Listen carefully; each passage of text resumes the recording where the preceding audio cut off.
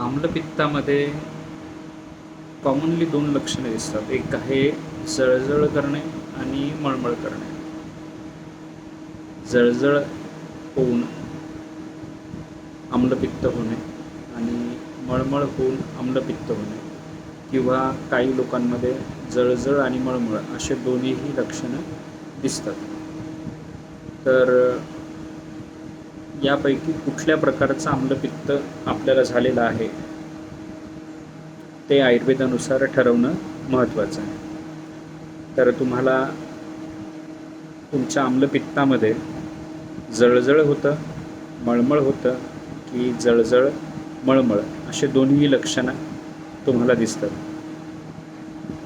सामान्यतः रुग्ण या 3 लक्षणाशी संबंधित जास्त येतो. जळजळ होणे, काही लोकांना मळमळ होणे, काही लोकांना दोन्हीही प्रकारची जळजळ आणि मळमळ असं लक्षण दिसतं. तर आपल्याला कुठल्या प्रकारचं आम्लपित्त आहे हे पहिले ठरवायला पाहिजे.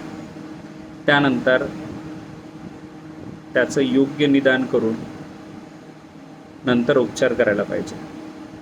तर आम्लपित्त फक्त वरवरच्या औषध घेऊन दुरुस्त करणं म्हणजे मोठ्या आजाराला निमंत्रण देणं.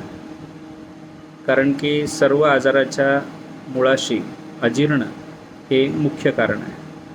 तर अजीर्णातून आम्लपित्ताची जी निर्मिती होते ती अशाच वरवरच्या औषधोपचारामुळे दीर्घकालीन आम्लपित्त हे विविध आजारासाठी कारणीभूत ठरते. म्हणजे एखाद्या आजाराच्या हेतूमध्ये किंवा कारणांमध्ये आम्लपित्त किंवा आम्लपित्त सदृश्य लक्षणं असणे हे कारण असू शकते.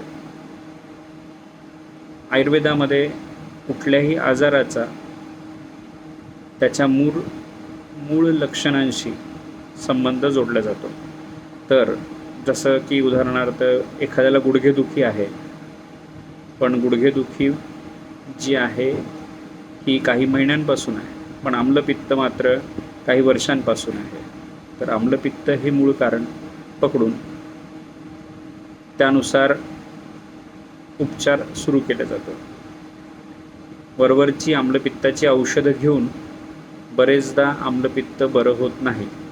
औषधं चालू आहे तोपर्यंत आम्लपित्त असतं, कमी झालेलं असतं.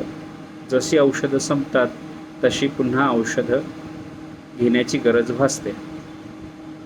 म्हणजे सतत औषधं घेतल्यामुळेही नवीन आजाराला निर्मिती होते.